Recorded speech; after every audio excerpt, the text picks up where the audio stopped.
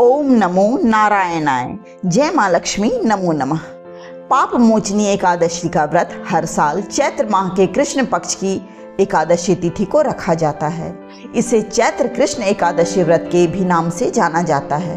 पौराणिक मान्यताओं के अनुसार जो भी पाप मोचनी एकादशी के दिन व्रत रखकर भगवान विष्णु की विधि विधान से पूजा करता है, व्रत कथा सुनता है, रात्रि जागरण करके अगले दिन दान के बाद पारण कर व्रत को पूरा करता है, उस पर भगवान विष्णु की कृपा होती है और उसके सभी पाप मिट जाते हैं। वह पाप रहित होकर जीवन के अंत में मोक्ष को प्राप्त करता है।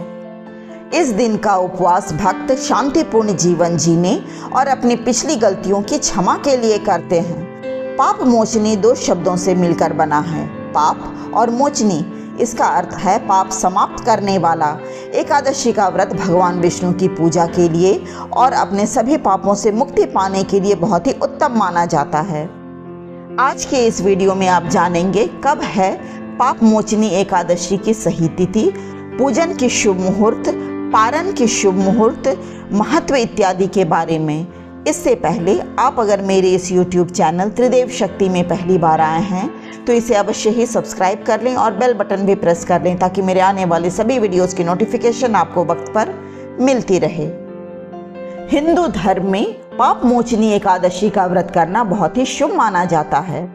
हर साल चैत्र मास के कृष्ण पक्ष की एकादशी तिथि को पाप मोचनी एकादशी का व्रत रखा जाता है। इस वर्ष एकादशी तिथि प्रारंभ होगी 4 अप्रैल 2024 दिन गुरुवार को शाम में 4:14 से। वहीं पर एकादशी तिथि समाप्त होगी अगले दिन 5 अप्रैल 2024 दिन शुक्रवार को दोपहर में 1:28 पर।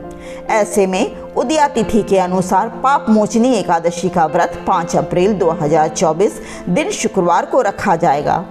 पाप मोचनी एकादशी का पारण शुभ मुहूर्त 6 अप्रैल 2024 दिन शनिवार को सुबह में 6:05 से 8:37 तक किया जा सकता है।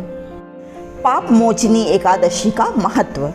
ऐसी मान्यता है कि पाप मोचनी एकादशी का व्रत करने से व्यक्ति को आरोग्य की प्राप्ति होती है, साथ ही जिन लोगों की संतान प्राप्ति की संभावना है वह भी पूरी हो जाती है। साथ ही व्यक्ति की सभी मानसिक समस्याएं दूर हो जाती हैं। साथ ही यह व्रत व्यक्ति को पाप से मुक्ति भी दिलाता है। पाप मोचनी एकादशी की पूजा विधि। पाप मोचनी एकादशी के दिन सुबह जल्दी उठें और स्नान के बाद व्रत का संकल्प लें। घर के मंदिर को अच्छी तरह से साफ कर लें। फिर एक चौकी पर भगवान विष्णु और माता लक्ष्मी की मूर्ति स्थापित करें। साथ ही भगवान विष्णु का पंचामृत से स्नान कराएं। इसके बाद दोनों को पीले रंग के फूल की मालाएं चढ़ाएं और हल्दी का तिलक लगाएं। इसके बाद भगवान विष्णु को पंचामृत और पंजीरी का भोग लगाएं और भगवान विष्णु का ध्यान करें। पूजा में तुलसी के पत्ते अवश्य शामिल करें और आरती के साथ पूजा समाप्त करें। एकादशी व्रत के नियम। एकादशी का व्रत करने वालों को दशमी और एकादशी दोनों दिन भोग विलास से दूर पूरी तरह से ब्रह्मचर्य का पालन करना चाहिए। इस दिन भूलकर भी वृक्ष से पत्ते नहीं तोड़ने चाहिए। एकादशी के दिन घर में बहुत ध्यान से झाड़ू लगाना चाहिए। घर में झाड़ू लगाते समय इस बात का ध्यान रखना चाहिए कि चींटियों या छोटे छोटे जीवों को कोई नुकसान ना पहुंचे।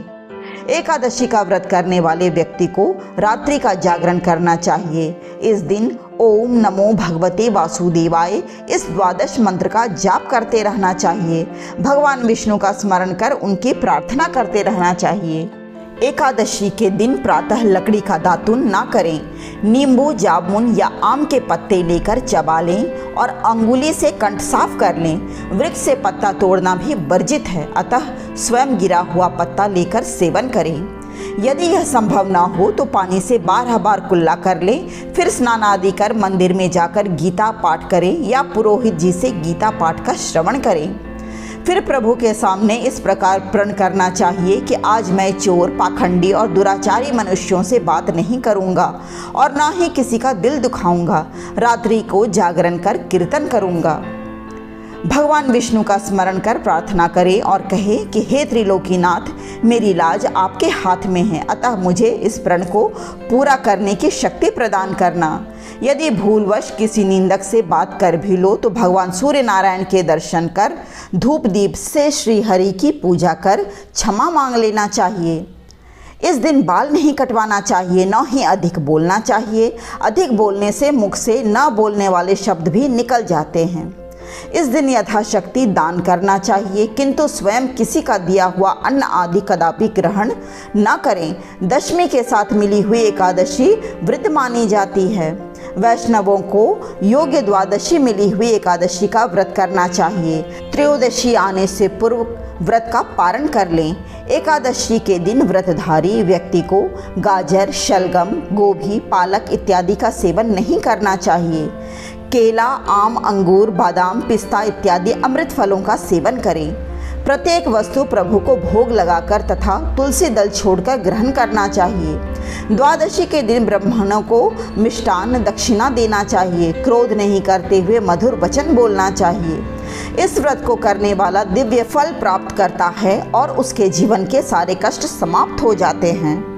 वीडियो अगर जानकारीपूर्ण लगी हो तो लाइक, शेयर एंड सब्सक्राइब करें और कमेंट में जाकर श्री हरि विष्णु और जय माता लक्ष्मी ज़रूर लिखें।